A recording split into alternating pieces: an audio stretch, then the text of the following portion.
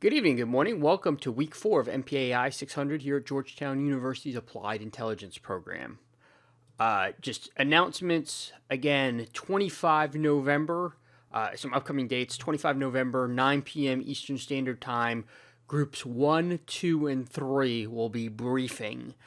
You'll be doing assignment 2 as a PowerPoint presentation.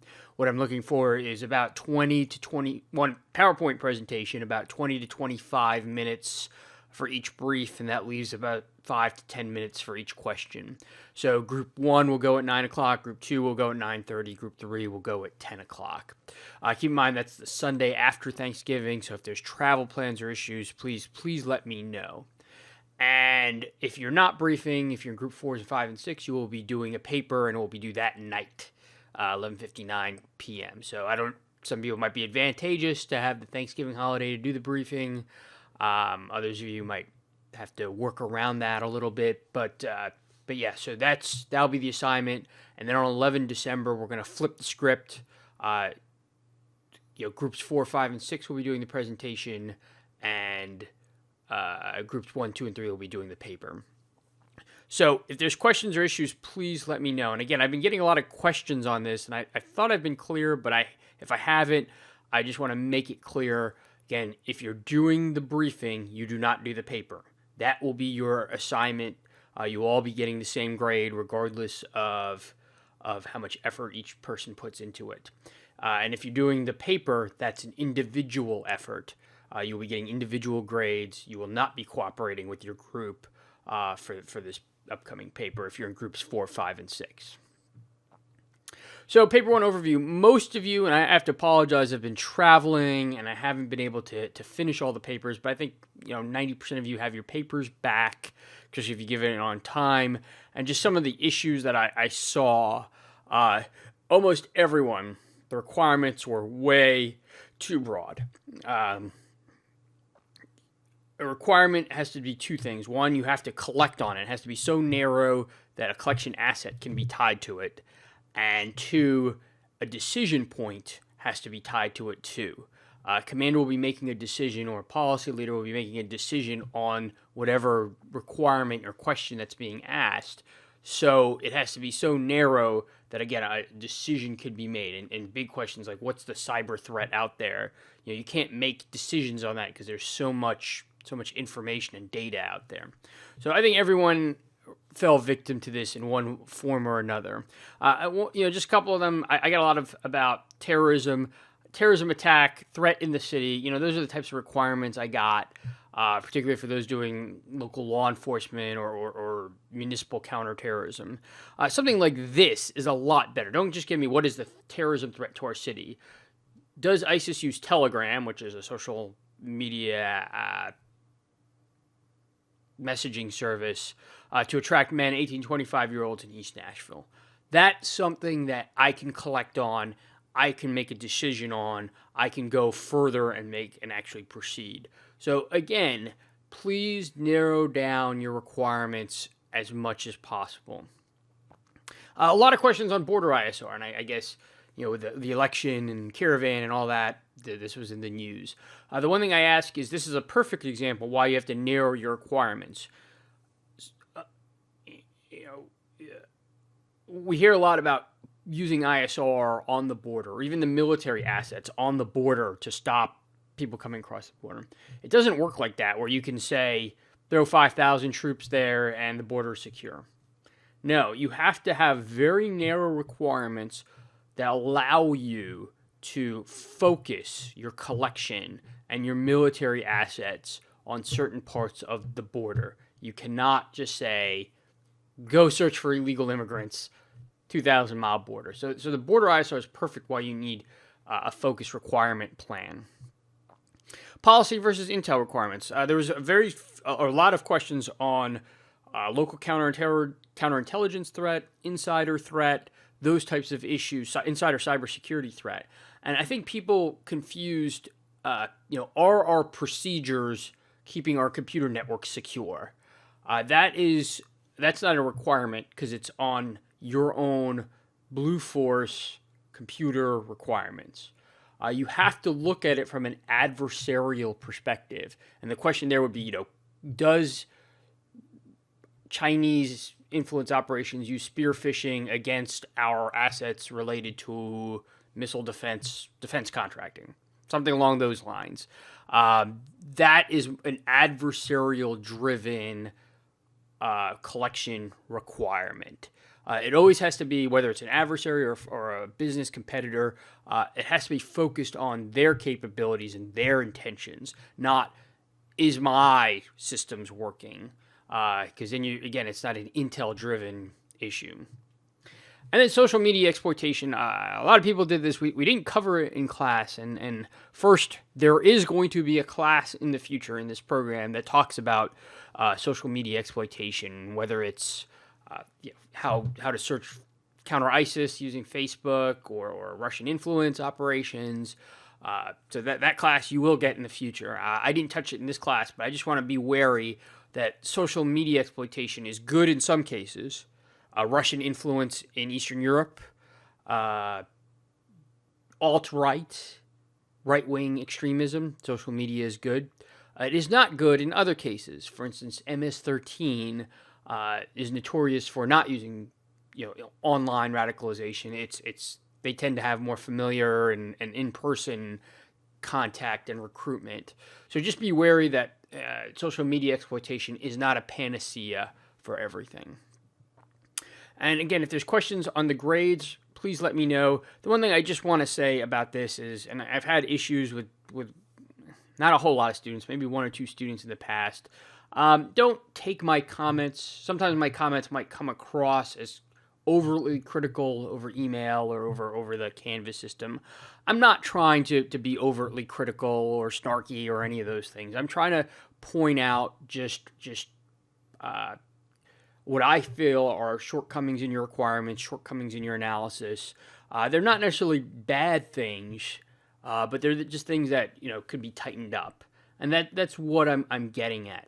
People have gotten very defensive, as if these are I'm insulting the baby here, and don't take these as defense. Take them as my perception of or my criticisms, my observations, and what I think you can improve on for next time. And I think you're owed that. You're owed my candor in this course. But again, please don't take them personally. So reviewing of week 3, the Pearl Harbor case study. I think how Dahl sets it up for the three schools of intel failure is a good lens of looking at not just Pearl Harbor, but other intel failures going forward. The traditional school is what he brings up, and this is there was too much information for the analysts to sift through to connect the dots, which is a cliche at this point. That was brought up in the Wallstetter review. It's brought up in some of the 9/11 Commission reports that there's just too much data out there, and we're collecting far too much information to make sense of it. And that's a traditional school for intel failure. Dahl does not agree with it regarding Pearl Harbor, and I don't agree with it as well. But that's, again, I'll let you form your own theories on that. Then there's the reformist school, and this is the organization of intelligence, where you want the proverbial boxes, talking to each other to provide a good intel assessment.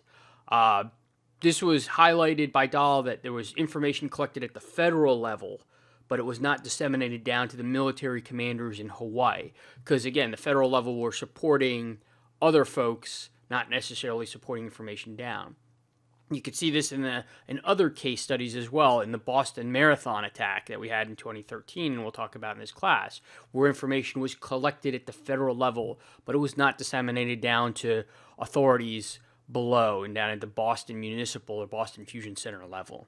9/11 might be another case study where information was collected by certain federal agencies, but it certainly was not disseminated down to action and investigatory arms that could do something about it. So that's the reformist school, and again, there are parts of the Pearl Harbor problem that fall into the reformist school, particularly the information collected by Ultra and by the federal level that was not disseminated down to the military commanders. Then there's the contrarian school, and this argues that there's not enough collection assets. It's a little bit opposed to the traditional school where the human and SIGINT and other collection assets are not oriented correctly to provide a good picture. Arguably, in the Pearl Harbor case study, as I brought up, the collection on the Japanese aircraft carriers, which were their critical asset, was shortcoming. And there was not enough collection on those, which led to the Pearl Harbor intelligence failure on December 7th. So that's another school that, again, you could bring up for not just Pearl Harbor, but other case studies as we go forward. Dahl has his own spin on it, and he argues, again, the problem with Pearl Harbor and other intel failures is the interface between the policymaker and the policymaker / military leader and the intelligence community. That the intel community is not, that the policymakers, in order for the information to be receptive, it has to be specific and detailed. And I think Dahl brings a good example of comparing Pearl Harbor and Midway, showing how Midway, the information was very specific, very actionable, and that's why it was followed, while the Pearl Harbor intelligence was so ambiguous and not specific that's why that failure occurred. I like Dahl. I think that his book is excellent. I think that's why I sign it. But I don't necessarily agree with this point here. And the reason why is very rarely in the intelligence field do you get specific intelligence about specific tactical intelligence about locations and intentions. You'll never get something as specific as Midway. Very rarely will you, where you're saying that the carriers are going to move to Midway Island, attack on this day, and conduct operations at this point. Very rarely you get that specific. Certainly in 9/11 hijackers, we never got enough information that said that 19 hijackers are going to hijack planes on this day and attack these 4 aircraft and conduct their attacks that way. That's not very realistic. And that kind of brings me to the last school. I call it the Sharma School. It's not really a Sharma School. It's basically intelligence has to be specific enough so there can be reasonable risk reduction measures implemented. For the Pearl Harbor example I give you, I believe, and this is my spin on this, there was enough strategic intelligence and there was enough other intelligence that the commanders on the ground could have put reasonable countermeasures that could have prevented the disaster. And I mean by reasonable countermeasures, increased patrols, canceling Sunday leaves, monitoring of the radars. All those assets were reasonable countermeasures based on the threat, even though the intelligence wasn't that specific. So you can take that for what it's worth. The 9/11 hijacker, I followed the same school. Again, you call it the Sharma School, that there was enough information that you could have put reasonable countermeasures. And when I say reasonable, reinforcing the cockpit doors, putting the drink cart. If you fly now, you see a drink cart in front of the cockpit, so no one can attack the cockpit. Those are relatively cheap, especially since all the money we spent since 9/11, countermeasures that would have prevented a 9/11-like scenario from occurring. The Russia investigation, or Russia interference with our election in 2016. Hint, hint, one of your final questions is going to be about Russia interference in the 2016 election. But arguably, there was enough information about potential Russian hostile activity in our election that we could have put reasonable countermeasures, reasonable cyber countermeasures, two-factor authentication, which is what most of you have on your bank systems. That would have prevented the Russian infiltration of John Podesta's email and the Democratic National Committee. Again, threat, you don't have it very specific, but it's enough out there that you can put reasonable countermeasures reasonable risk reduction measures to prevent that. And that's, again, call it the Sharma School, call it traditional risk analysis, however you want to call it, but that's my take on it. That, again, the intel might not be specific, but were there, again, I use the word reasonable countermeasures to ensure or to prevent catastrophic disaster. And then the Yom Kippur War, again, it's just some of the key points. Over-reliance on HUMINT. The video, the Al Jazeera video, talks about the HUMINT source and the if that source doesn't report, then there's no attack. There's the addiction to preconceived notions that was brought up in the Brookings Institute paper, the concept, which led to catastrophic risk because it said that Egypt and Syria wouldn't attack unless they were conjoined, which was true, but Egypt wouldn't attack unless they had a ability to neutralize the Israeli Air Force. And then there's lack of intelligence assessment, and that kind of falls in. The Israelis were thinking very conventionally, tank on tank, aircraft to aircraft. Their intelligence assessments didn't counter for tank against anti-tank weapon, tank or aircraft against surface-to-air missile. That was lacking. That type of asymmetric thinking was lacking among the Israelis, and that led to disasters in the first couple of days of the conflict. So going on to week 4, I'm going to be honest, there is a lot of work in week 4, but I think it's worth it to prepare for your follow-on assignments. So 2 case studies, Iraq WMD and 9/11, 2 case studies that might be history to the younger people in the audience, but I'm old enough to remember those or to have lived through those, so they're not history for me. So Iraq WMD, you have the Rachel Maddow documentary. Again, it's a partisan source. Rachel Maddow certainly is a partisan source, but there's nothing in the documentary that's in error or out of context. The documentary is actually very, very accurate. The 60 Minutes point on Curveball. If you don't know who Curveball is, you're going to know plenty about Curveball and how he essentially duped the U.S. intelligence community. And then you have the committee report. It's 200 pages. Don't read 200 pages. The blue boxes should give you enough, and you'll see it when you read the report. The blue boxes should give you enough information to at least pique your interest. And if there's something about the Iraq WMD that you want to focus on, then you can read in a lot more depth in the congressional report on the Iraq WMD failure. And then you have the Sharma lectures on politicization and intelligence community failures.